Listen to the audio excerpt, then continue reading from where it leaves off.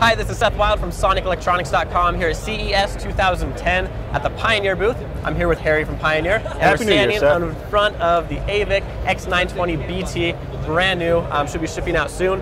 Harry, tell us all about this. This has some amazing features. Oh, it really does, Seth. You're going to love this. If you're an iPod or iPhone user, you are going to love this navigation piece. Now, this is the kind of navigation system that replaces the radio that's in your car now. Take the old radio out, this one goes in the hole instead. It's full audio, video, and navigation system for full turn-by-turn instructions, but it also has a really slick user interface for your iPod and your iPhone. And I'll show you a couple of, way a couple of those things work. I think you'll dig this a lot.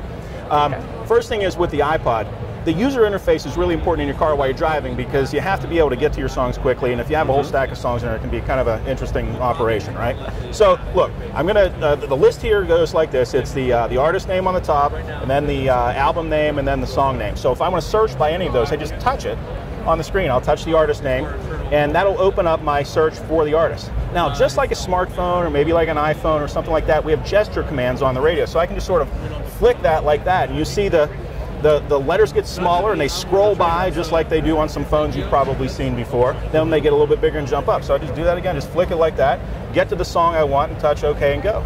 But instead of maybe flicking through 100 different screens like that, if I want to, I can just use the alphabet search on the side, and that sort of works the same way. So, I mean, the gesture command is the key to making this thing work. It's part of the user interface. But when you watch the screen, every time you touch the screen in a different place, cubes will roll by and different information changes by. It's full accelerated graphics, very, higher end hardware to make this stuff work, but it looks really cool. It gives you a really slick interface.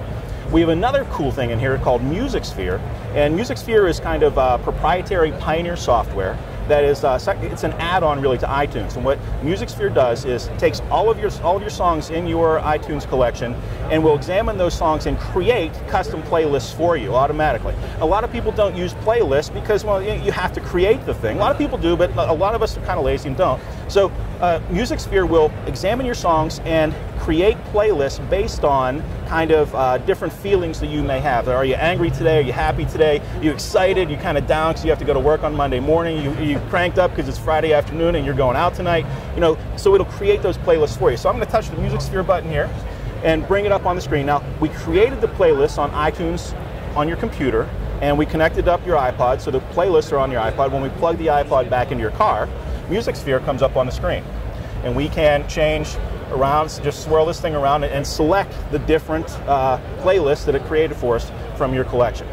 So that's kind of two pretty slick things in a full AV and navigation system. But there's a third one that I want to show you too, and it's something that I'll bet a lot of your listeners and viewers are aware of already, and that's called Pandora. Yep. A ton of people have Pandora on their computers and they have it on their phones. Well, we're going to take the Pandora application and apply it from your iPhone to the radio. So now I can touch my Pandora button here, and I have full control over the Pandora app through the iPhone.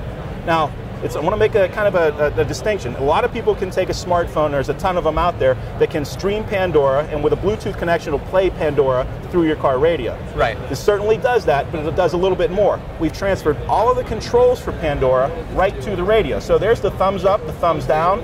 I can change my Pandora radio station, whatever, skip songs, whatever I want, right from the face of the radio.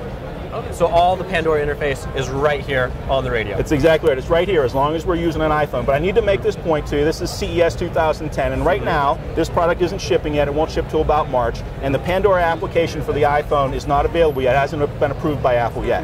We expect it'll happen sometime relatively soon, and hopefully by the time this product ships. Okay.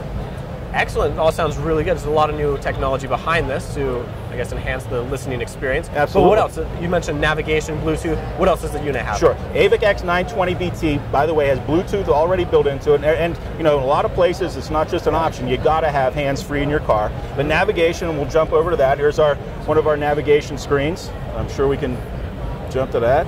Okay, baby. Here, that's how we put in a destination on our navigation screen. All right, Bluetooth is built in, but also this thing has full voice control.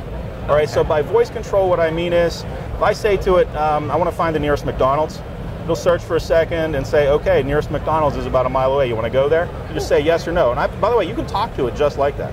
Or I can say, I want to call Seth.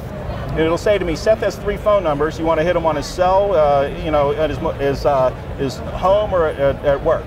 Well, let's try them on a cell.